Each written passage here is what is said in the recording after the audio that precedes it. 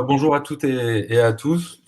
Nous sommes ravis de pouvoir échanger avec vous autour d'un sujet qu'on connaît bien, qui est l'hébergement de données de santé. Je suis accompagné de Lionel Garcia, qui est CTO groupe d'Ecritel. Ce qu'on vous propose, c'est de revenir rapidement sur le marché de la e-santé.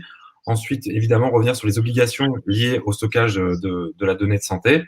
Et on terminera sur les avantages d'une solution sur laquelle on a un parti pris, qui est de détenir un cloud privé dual site PCA HDS. Donc, on en reviendra avec Léo sur la partie plus technique. Donc, pour revenir un peu sur les infos sur le marché, il faut savoir que la France et la santé numérique, la taille du marché de la France, au niveau de la France, est estimée à 4 milliards d'euros. Et cette prévision devrait probablement augmenter en raison notamment de la récente pandémie mondiale. Notre pays dispose d'une base solide pour l'innovation qui est soutenue à la fois par les infrastructures de santé, mais aussi par les récents investissements que le gouvernement a fait en faveur de l'innovation dans ce domaine. En tête de gondole, on retrouve évidemment la licorne Doctolib que tout le monde connaît, qui est une plateforme de réservation et de localisation de praticiens de santé de proximité. Et évidemment, au niveau mondial, c'est encore plus fort. Là, vous le voyez, le marché, d'un point de vue global, mondial, on est à 234 milliards de dollars. Alors, le pilier un des piliers liés à l'essor de ce secteur, c'est énormément la télémédecine. On est entre 23 et 36% de taux de croissance sur ce secteur. Ce qui peut vous intéresser aussi, c'est d'après France Biotech, qui est une association en lien avec les acteurs de la santé, sur 365 entreprises dans le secteur France, il y en a près déjà d'un tiers qui utilisent l'intelligence artificielle. Et pour le restant, elles ont estimé que la moitié allait s'y mettre dans les prochains mois. Les objets connectés aussi, on passe de 46 millions en 2015 à 161 millions en 2020, ce qui vous montre un peu aussi l'essor sur les objets connectés liés à la santé. Alors, sur la partie dynamisme lié à ce secteur, les Aztèques ont levé 1,8 milliard d'euros en France. C'est un écosystème solide qui est d'incubateurs. On peut citer notamment Eurasanté, Agoranov, Paris Biotech Santé, et d'investisseurs comme LBO France, Patients Autonomes de BPI France, qui accompagnent ces startups. Il y a eu un gros tour de table, notamment réalisé à l'image des 65 millions d'euros levés par BioSerenity, ou encore 48 millions d'euros levés par IMCheck, qui est une solution donc d'anticorps contre le cancer.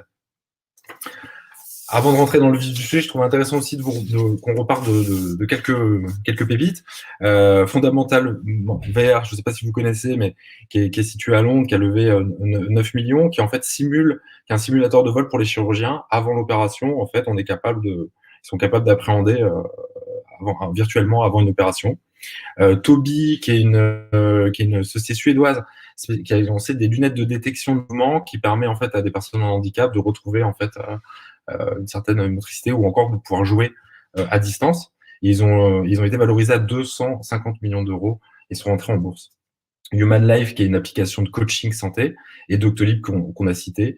Je trouve intéressant de rappeler aussi Deneo, qui est une solution logicielle qui rend le patient de sa santé via un parcours de soins pluridisciplinaire, et c'est une société qui est bretonne.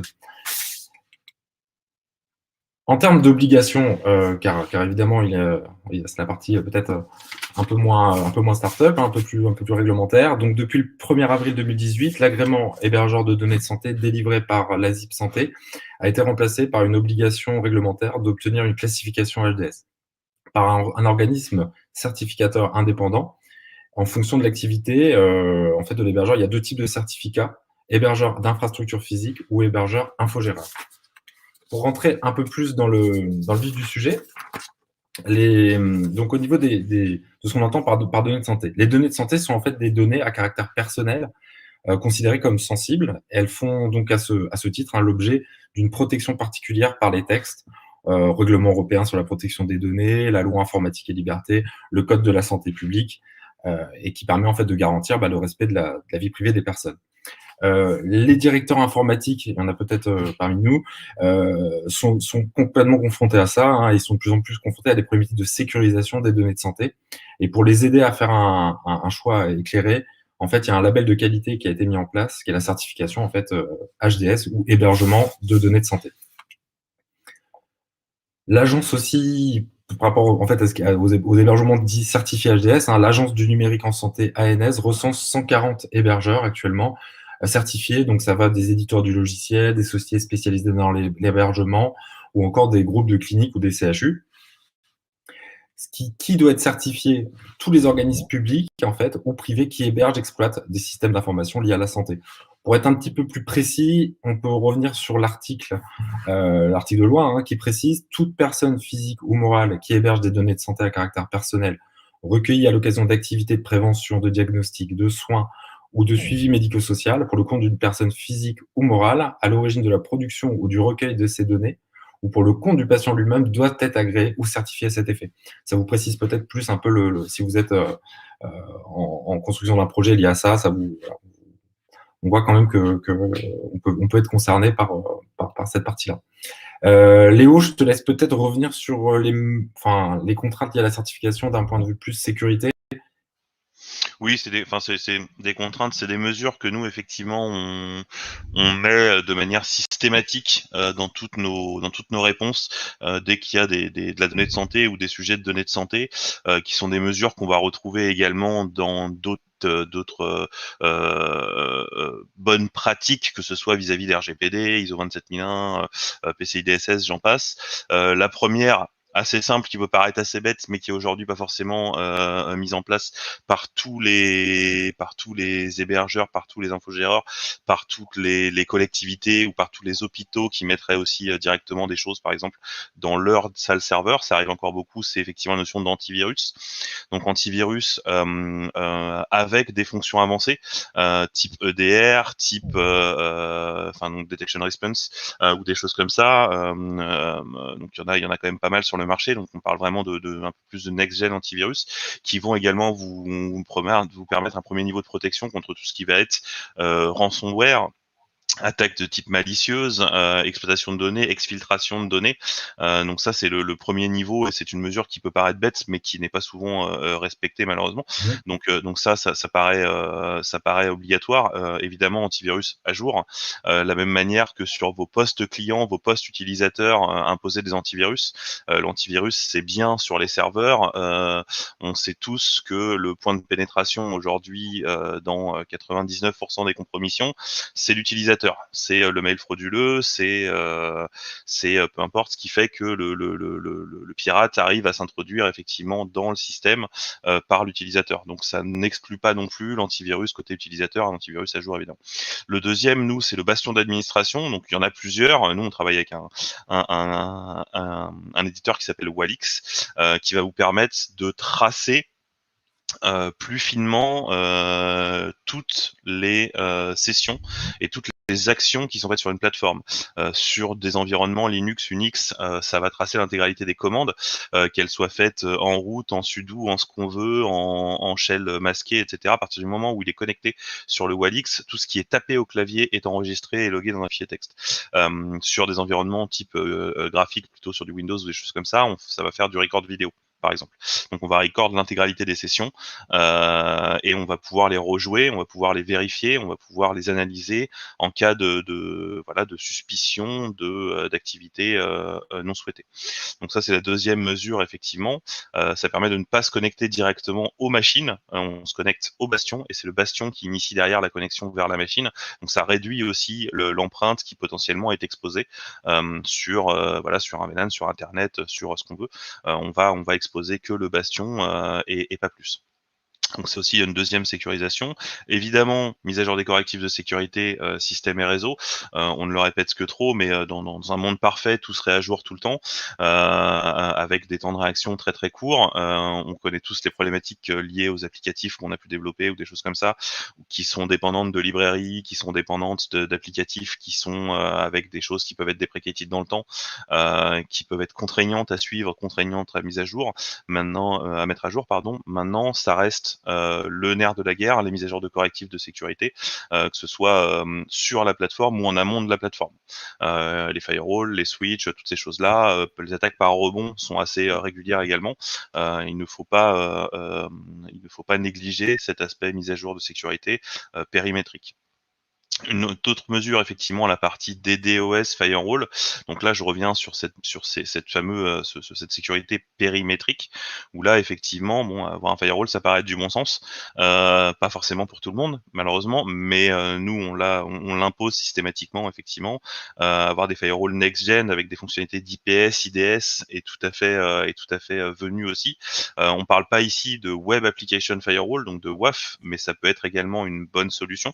Donc d'avoir des WAF soit sur du on-premise, soit la partie WAF dans le cloud se démocratise aussi beaucoup. On va avoir des acteurs comme Incapsular, Roden Schwartz ou d'autres qui proposent effectivement d'avoir du WAF dans le cloud. Donc via de la délégation de CNAME, via la délégation DNS, vous allez pouvoir filtrer plus finement toutes les attaques de type application, donc le cross-scripting, ces choses-là, toutes ces choses qu'aujourd'hui un firewall L7 traditionnel qui filtrerait juste de l'IP ne saurait pas faire ou ne saurait pas voir. Et bon, la partie anti-DDoS, on en parle beaucoup également.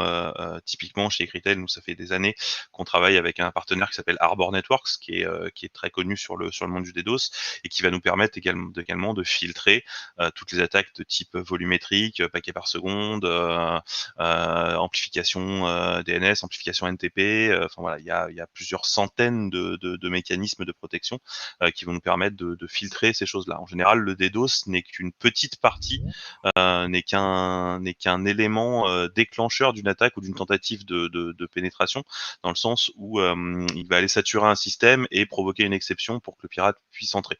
Donc en général, c'est quand on prend les DDoS, c'est il peut y avoir des petites répercussions par la suite ou des tentatives par la suite. Donc il faut être assez vigilant aussi.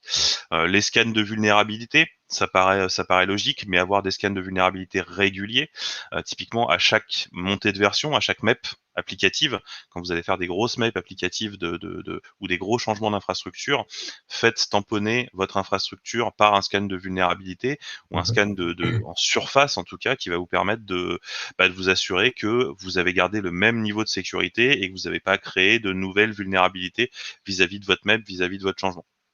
Donc ça, le faire de manière trimestrielle, par exemple, dans un cadre de vie d'une plateforme, c'est une bonne pratique. Le faire également à chaque grosse mise à jour, c'est également conseillé. Et enfin, centralisation, indexation et de facto analyse des logs, qui peut paraître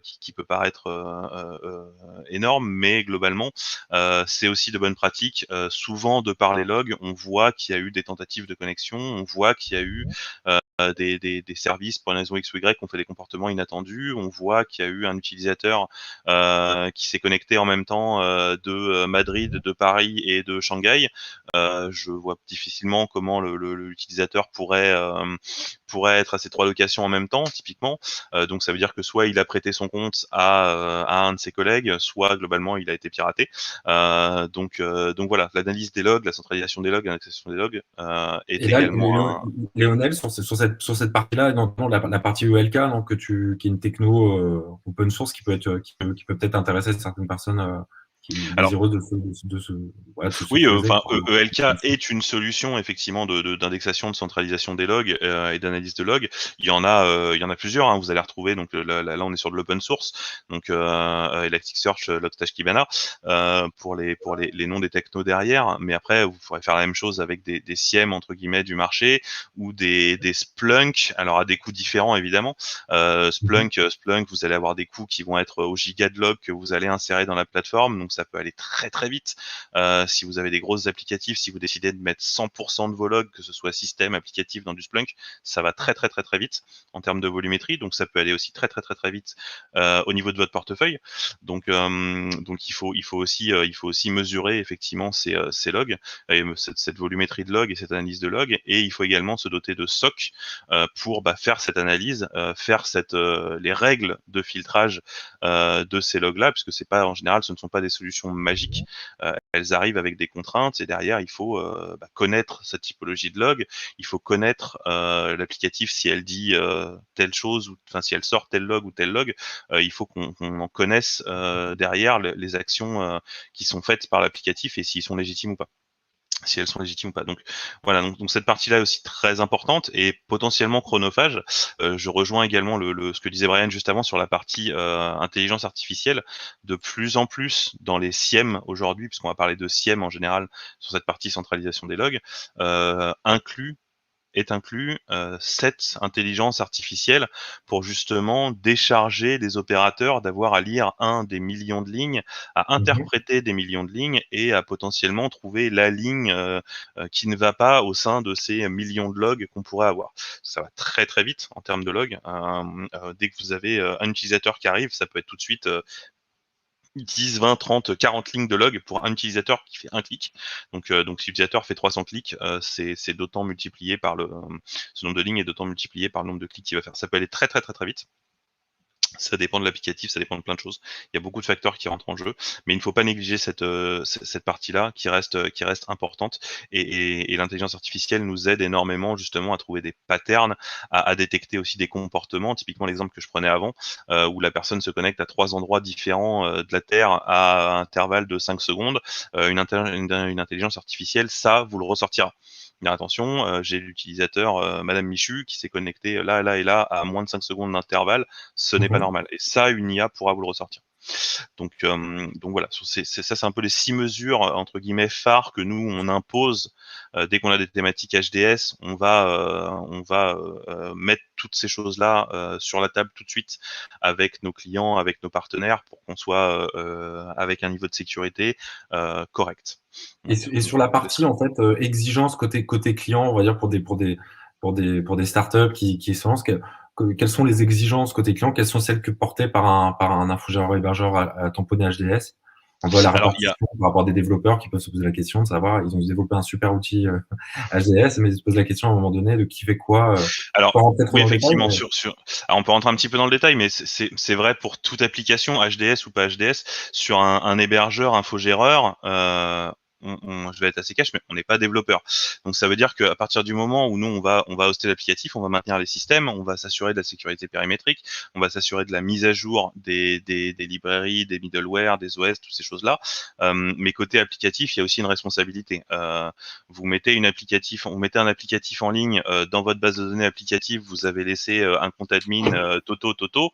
Moi, côté hébergeur, ça, je le verrai jamais. Je ne sais pas. C'est la maîtrise de l'applicatif, elle est de votre côté. Si dans le code vous avez mis une bypass, une rustine, etc. pour avoir un slash admin sans protéger, machin, avec une URL, c'est du déjà vu, hein, mais slash myadmin et volontairement vous avez mis pas de d'authentification sur cette partie-là ou une authentification faible, l'hébergeur ça le verra jamais entre guillemets. Donc je pense que il y a effectivement cette responsabilité côté client d'avoir effectivement des développements qui sont faits de manière intelligente. Donc là, typiquement, on parle de 27001 juste après. Dans 27001, il y a tout aussi un pendant sur les développements applicatifs. HDS imposant 27001, tout se rejoint, hein, c'est juste la boucle est bouclée, on va dire, qui impose de faire du développement maîtrisé, d'avoir des cahiers de tests de développement, d'avoir du sanity check sur les développements, d'avoir des bonnes pratiques en termes de développement, pour effectivement pouvoir faire des applications qui sont robustes et qui vont être maintenables dans le temps, évidemment. Mais qui vont effectivement pouvoir répondre aux contraintes de sécurité de développement et des exigences côté HDS. Donc toutes ces choses-là seront aussi des choses qu'on peut aussi voir via les scans de vulnérabilité, via des pen tests qu'on pourrait faire également. Il y a plein de moyens également de mettre aussi en exergue, de mettre en avant aussi bien des failles du système, mais aussi des failles de l'application. Une application qui serait vulnérable à du XSS parce qu'on n'aurait pas encrypté correctement tel ou tel champ dans le site, ou alors en passant tel paramètre en URL, on arrive à récupérer des données qu'on ne devrait pas récupérer parce que je sais pas, l'ID de session dans votre code est mal géré et on peut basculer d'une session à une autre. C'est du déjà vu aussi dans des codes clients, hein, dans des applications clients. Il y a plein de possibilités effectivement. Donc il y a une responsabilité côté client qui n'est pas neutre effectivement dans la partie sécurisation. On ne peut pas se reposer intégralement sur l'hébergeur, ce serait trop facile entre guillemets. Très bien. Merci Léo, c'est clair. Sur la notion aussi, on va dire, de revenir un peu sur les briques de certification, je te laisse peut-être la main. Il y en a 6. Oui, ça Voilà. alors ça c'est vraiment lié à la certification Mmh. HDS. Il y a 6 activités, donc c'est vraiment, ça s'appelle comme ça, des activités au sein de la certification HDS. Et quand on parle de certification, il faut bien voir avec vos partenaires, hébergeurs, infogéreurs, acteurs avec qui vous allez travailler,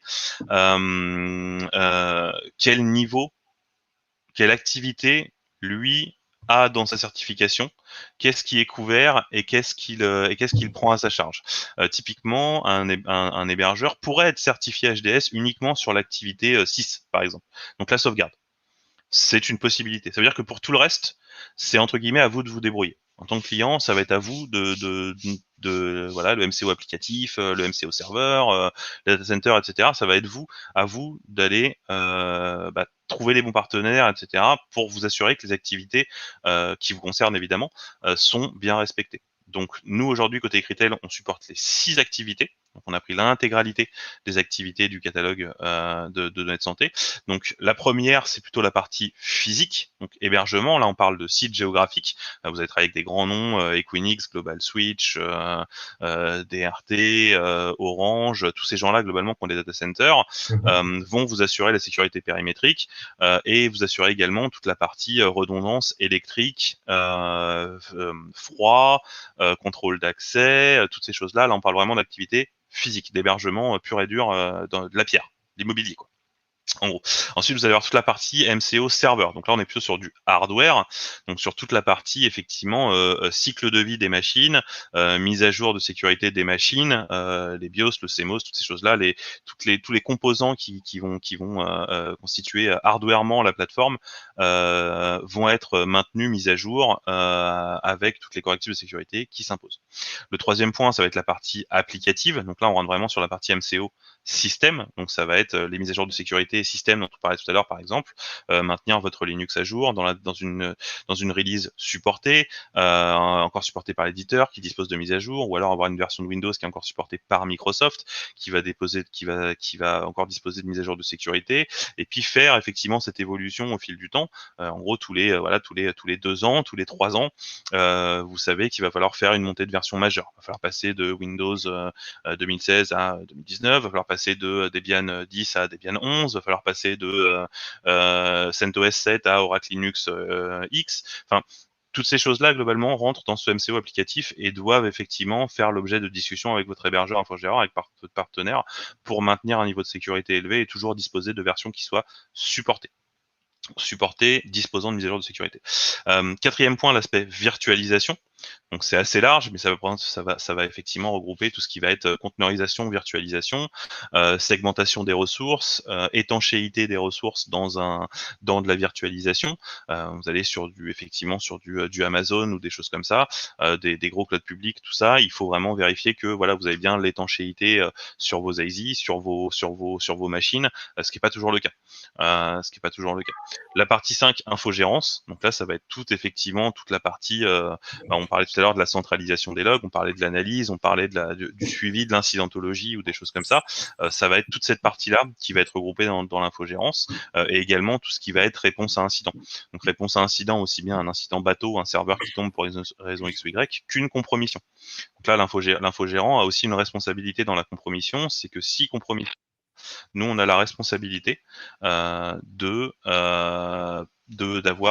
trouver, entre guillemets, ou d'avoir les informations sur qu'est-ce qui a été compromis, quelles sont les données qui ont pu être extraites s'il y a eu extraction de données, et effectivement de retracer cette partie extraction des données pour pouvoir également prévenir les autorités ou prévenir le client si besoin. Ça, c'est aussi de la responsabilité de l'hébergeur dans un environnement donné de santé.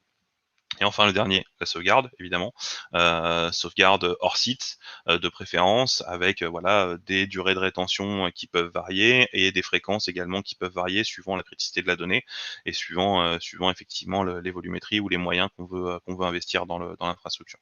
Donc voilà les 6 activités aujourd'hui qui décrivent la certification HDS, hein, c'est vraiment, elles sont notées comme ça dans les documents de la ZIP Santé.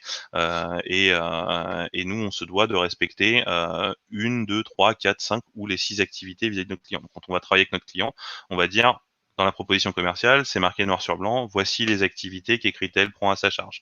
En général, on va de 1 à 6, mais si par exemple le client veut être autonome sur son infogérance et sa sauvegarde, voire sur sa virtualisation par exemple, on peut s'arrêter à l'activité 3. C'est pareil, un client donné de santé qui voudrait que de la baie sèche dans le data center, donc il prend une baie et après il se débrouille, ce qui peut arriver, on serait que sur l'activité 1 par exemple. C'est modulable, mais ça rajoute de la charge en fait au client en fonction de ce qu'il voilà, de ce qu'il Et prend. évidemment, en cas de demain, il y a un pépin, en cas de contrôle, en cas de voilà, de peu importe, etc. Il faut pouvoir prouver qu'effectivement, on est bien compliant vis-à-vis du référentiel et qu'on a bien effectivement ces 6 activités et les logs qui vont bien, les traces qui vont bien, les analyses qui vont bien et les mécanismes qui vont bien pour assurer la sécurité des plateformes de données de santé à caractère données de santé. Donc, il faudra le prouver effectivement. Ok, parfait, merci. On va avancer sur la certification qui reprend un petit peu les règles, hein, d'être conforme, de maîtriser le stockage, de sécuriser et puis d'anticiper les risques, hein. Ça, c'est plutôt du classique, mais c'est toujours bon à rappeler. On va passer maintenant désormais à la dernière partie, comme ça nous laissera du temps peut-être pour les questions-réponses et les échanges. L'avantage donc le parti pris qu'on a pris, c'est de vous proposer une solution de cloud privé PCA HDS, en tout cas d'en parler du pourquoi ce parti pris. Je te laisse peut-être la main, Lionel, de ce C'est vrai choix. que nous, effectivement, on a plutôt tendance, je parlais il y a quelques minutes d'AWS, nous on a plutôt tendance effectivement à, à proposer plutôt du cloud privé, ce qui nous permet d'être plus serein et plus réactif et d'avoir des niveaux de sécurité qui pour nous sont bien plus transparents aussi vis-à-vis de nos partenaires clients, puisque ça va être hébergé dans nos data centers. Donc ça c'est le premier point. Donc nous on maîtrise effectivement cette partie localisation des données, cette partie environnementale aussi et choix des prestataires dans lequel on va héberger nos propres données. Donc on va travailler avec des partenaires, j'en ai cité quelques-uns tout à l'heure, Equinix, Global Switch, j'en passe, Telehouse, tout ça, qui eux ont aussi les certifications données de santé sur les périmètres potentiellement. On a vu les activités juste avant, mais par exemple sur l'activité 1 uniquement. Donc à partir de ce moment-là, nous l'activité 1 est pleinement couverte, par exemple. Donc c'est vrai que le cloud privé a ce premier avantage. Le deuxième avantage, effectivement, ça va être de pouvoir être entre guillemets de mieux contrôler cette partie élasticité, évolutivité, que ce soit horizontale ou verticale, donc soit de l'ajout de ressources bête et méchante, je rajoute de la RAM, je rajoute du disque, je rajoute des nœuds ou des choses comme ça, ou effectivement vertical, pardon, donc j'ai inversé les deux, horizontal donc en ajoutant des nœuds, vertical en ajoutant juste de la ressource. Donc ça va dépendre des écosystèmes, mais effectivement ça va nous permettre d'avoir cette souplesse là sur un cloud privé qui va être entre guillemets plus simple à gérer et aussi à gérer au niveau forfaitaire, on va dire, au niveau budgétaire pour le client que du cloud privé, que du cloud public, pardon, sur lequel on va plutôt avoir tendance à déployer de la VM, déployer de la VM, déployer de la VM, et quand on reçoit la facture à la fin du mois, on se retrouve avec une facture potentiellement délirante, et Mhm. le cloud privé, souvent en termes de budget, est quand même beaucoup plus agressif que du cloud public. Ça nous permet également de faire d'autres choses, typiquement on a mis PCA simplifié by design. C'est vrai que le cloud privé, nous aujourd'hui on a plusieurs data centers en France et en région parisienne, va nous permettre d'avoir plus facilement cette synchronisation de données et cette synchronisation en temps réel potentiellement. Donc on va être sur de la répli synchrone ou de l'écriture en Y ou de l'écriture à plus que Y pour certains clients, qui vont nous permettre effectivement très facilement d'avoir des PCA pour le compte de nos clients ou en tout cas de la reprise d'activité pour les applications qui supporteraient pas la partie continuité, en tout cas beaucoup plus simple. On va s'appuyer effectivement sur ces technos-là pour le faire. On a un petit peu moins de contraintes et un petit peu moins de techno à maîtriser. On va plutôt s'appuyer sur l'hébergeur pour faire toute cette partie-là de manière beaucoup plus simple. On a aussi cette partie isolation des ressources. évidemment. Je parlais tout à l'heure du point 4 qui était la virtualisation, l'activité 4, la partie virtualisation, sur un cloud, public, globalement, avoir cette garantie d'étanchéité, savoir quels sont les hyperviseurs qui sont en dessous, comment ils sont configurés, comment est-ce que vous êtes bien étanche dans un VLAN ou pas. Alors souvent, il faut se palucher les documentations qui sont sans fin du cloud public, qui font des centaines de pages et qui sont plus du juridique que du technique. Trouver l'information peut s'avérer compliqué, même si eux vont vous dire oui, oui, pas de souci, on est compliant, il n'y a pas de problème. Et après, effectivement, il faut pouvoir également, au niveau de cette isolation, entre guillemets, la prouver en cas d'audit ou ce genre de choses. Et souvent, dans le cloud public, ça devient un petit peu compliqué. On est rejoint aussi sur la partie localisation de la donnée. Aujourd'hui, c'est un sujet qui est très, très dans l'air du temps aussi. Tout ce qui est Cloud Act, tout ce qui est Patriot Act, tout ce qui est... Ah, t'as passé un slide, Brian, fais gaffe. Oui, volontairement, c'est pour te parler plus de la localisation en France, là, vu que je te vois D'accord. la partie D'accord. conseil. Pas de souci. Pas de souci. Aller sur la partie Et, plus conseil. Quels sont les conseils que pour se laisser un peu de temps pour les questions-réponses, quels sont les conseils que tu ferais ouais, je vais juste personne finir sur sur la la bataille partie Cloud Act Co. Sur le slide d'avant. Sur cette partie-là, effectivement, il y a quand même des initiatives européennes qui sont en cours. On parle de Gaia X, notamment. On parle d'un certain nombre d'initiatives européennes autour de la donnée de santé pour un petit peu faire front, effectivement, à ces GAFA et pouvoir proposer des solutions européennes avec de la localisation de data centers européens garantis. Ce qui est et non soumis effectivement à ce Cloud Act ou des choses comme ça qui peuvent être intrusifs de la part de d'autres plateformes. Donc ça c'est dans l'air du temps, cette partie localisation des données, cette partie qui a accès à la donnée et qui peut réclamer l'accès à la donnée à l'instant T. Donc c'est vrai que le cloud privé aussi chez un hébergeur peut assurer une certaine aisance, une certaine sécurité sur cette partie-là, puisque vous allez prendre un hébergeur franco-français par exemple, vous allez être garanti qu'il n'est pas soumis au Cloud Act, au Patriot Act, pour l'accès à la donnée. Donc voilà. Donc, sur la partie cloud privé, il y a pas mal d'avantages. Il y en a aussi pour le cloud public, évidemment. Je ne dis pas qu'il ne faut pas le faire, mais nous privilégions en tout cas, et nos clients également, dès qu'il y a des contextes PCI DSS, dès qu'il y a des contextes données de santé, dès qu'il y a des contextes de sécurité forts, en général, le cloud privé s'impose comme le grand gagnant. Tout à fait. Sur la partie conseil, tu as commencé à en parler, Léo. Est-ce que tu aurais des conseils à donner, je sais pas, à des startups qui se lancent sur le domaine de la santé, à des acteurs qui veulent peut-être changer aussi de solution sur la partie infogérance SDS? Qu'est-ce que tu conseillerais? Alors, tu en as peut-être déjà répondu à une partie, localisation en France. Est-ce qu'on peut aller un petit peu plus loin sur la partie conseil ou les erreurs à éviter? Voilà. Oui, c'est bien. Enfin, oui, effectivement, il y a pas mal de choses. Je pense qu'on a fait un gros tour d'horizon sur les trois derniers slides, et je pense que les conseils découlent d'eux-mêmes, découlent de ce qu'on vient de dire depuis une dizaine de minutes. Effectivement, l'infrastructure multisite en est un. Ne pas négliger les notions de PRA ou de PCA. Ça, c'est une première chose. Derrière, vous allez forcément la localisation des données. La localisation des données en France ou en Europe, ça va dépendre effectivement du marché que vous souhaitez agresser. Ça va adresser, pardon, pas agresser, adresser, et des interlocuteurs que vous visez effectivement. Si demain vous voulez tout de suite aller sur des marchés européens ou des choses comme ça, bon, vous pouvez tout à fait mettre vos données en Allemagne ou ailleurs, ça ne pose pas de souci, mais il faut effectivement bien se poser ces questions-là et de pas partir bille en tête pour dire je vais aller mettre tout ça chez AWS, je vais aller mettre tout ça chez Rackspace aux US parce qu'ils me font une offre de prix qui est hyper agressive. Premier contrôle que vous allez aller voir ou que vous allez avoir ou des choses comme ça va vous coûter bien plus cher que si vous étiez passé par un partenaire ou hébergeur en Europe, des choses comme ça. Donc effectivement là, c'est des choses à prendre en compte.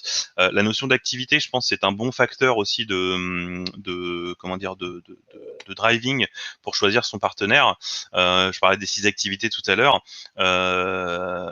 Soit vous faites tout, soit le partenaire en fait une partie, soit le partenaire fait tout. En général, les activités permettent assez facilement de dire, OK, est-ce que l'activité 1, je veux la garder à ma charge? Est-ce que l'activité 2, je veux la garder à ma charge? Est-ce que l'activité 3, je veux la garder à ma charge?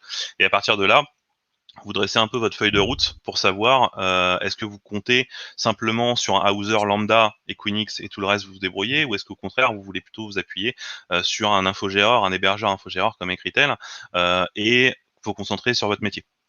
Donc ça c'est des points aussi qu'il faut adresser. J'en parle pas, mais effectivement la partie budget est à pas négliger non plus, et il faut bien anticiper cette partie budget, puisque dès qu'on parle sécurité en général ça coûte cher. Je vais être assez transparent, mais la sécurité a un prix, Ouais. donc il faut pas non plus le négliger. On parle de protection des DOS, on parle de choses en cluster.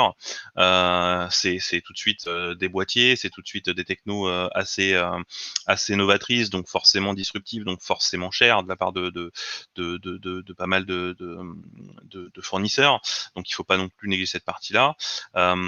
Et enfin, ça rejoint un petit peu le premier point qui était l'hébergement multisite, mais quels sont les SLA qu'on s'impose, quels sont les KPI qu'on veut s'imposer en termes de disponibilité, en termes de mise à jour, en termes de delivery. Aujourd'hui, vous avez des développeurs chez vous dans votre entreprise, et assurez-vous d'avoir voilà, le bon interlocuteur en face pour faire vos livraisons en temps et en heure, en respectant des fenêtres de maintenance. Donc typiquement, chez nous, on est sur du 24/7, 365. On peut faire des maintenances la nuit, le jour, le week-end. C'est pas dérangeant pour nous. On va les automatiser. On va travailler avec vous sur tous ces déploiements applicatifs et tous ces déploiements de machines de manière complètement transparente pour votre infrastructure. C'est des choses qu'on met en place régulièrement pour le compte de nos clients. Ça, il faut vous poser aussi ces petites questions-là pour savoir est-ce que vous avez développé, vous êtes une startup de deux, vous avez développé votre application, très bien, mais est-ce que vous voulez vous occuper de toutes les maintenances la nuit pour respecter vos mises à jour de sécurité, etc. Ou est-ce qu'au contraire, vous voulez plutôt vous appuyer sur un hébergeur qui a un petit peu de passif, d'historique, et qui a de la connaissance et de la maîtrise sur de la livraison continue ou du déploiement continu, et qui pourrait vous apporter cette souplesse-là pour vous décharger de votre côté et vous concentrer sur vos développements la journée tranquillement, sans prise de tête, on va dire.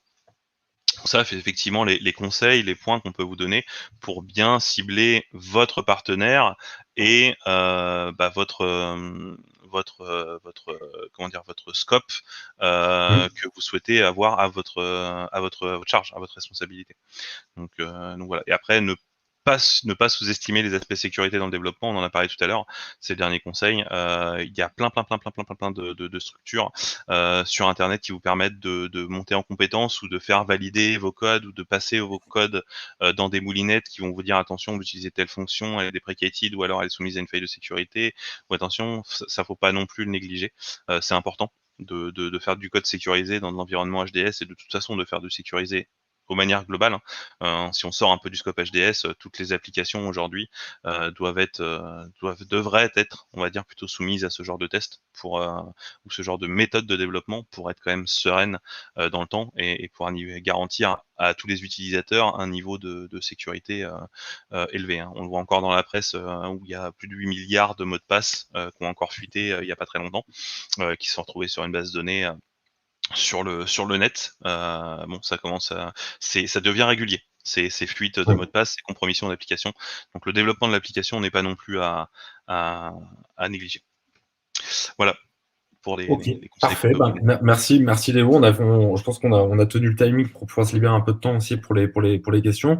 Ecritel, en quelques mots, donc créé en 85, 30 millions d'euros de CA, on a 200 collaborateurs, et les services proposés, vous l'aurez compris, c'est de l'infogérance sur mesure, de la possibilité de vous accompagner aussi à l'international, et on a les certifications qui vont bien.